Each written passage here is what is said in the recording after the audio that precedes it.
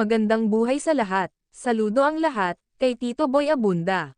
Dahil siya pala, ang unang nakapag-interview, kay Liza Soberano, noong March 7, 2023.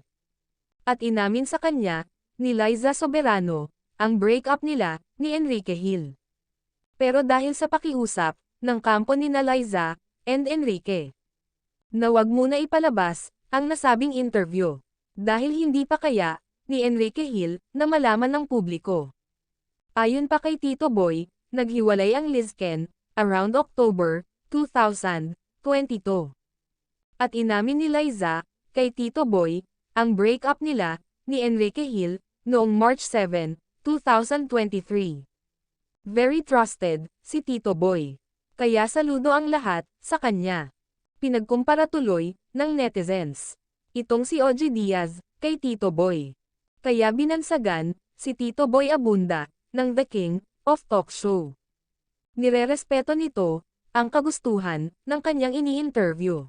Nabanggit din ni Liza Soberano, na consistent, ang panliligaw muli, ni Enrique Hill, sa kanya.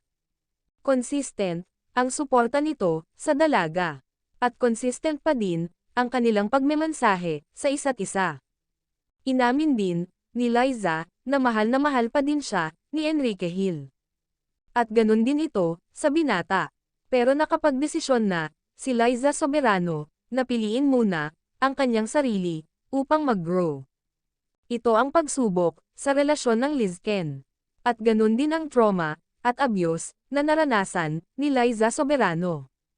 Aminin natin guys, ito ang napakagandang breakup, na walang siraan, sa isa't isa. Walang awayan. Both parties, ay magkasundo. At nagkaintindihan, kahit mahirap sa kanila. Pati pamilya nila, ay walang nakialam. At tahimik lang. At ang pinaka-importante sa lahat, sila ay mabuting, magkaibigan pa din. Tinuring ng Lizken, ang isa't isa, bilang mag-best friend, sa ngayon.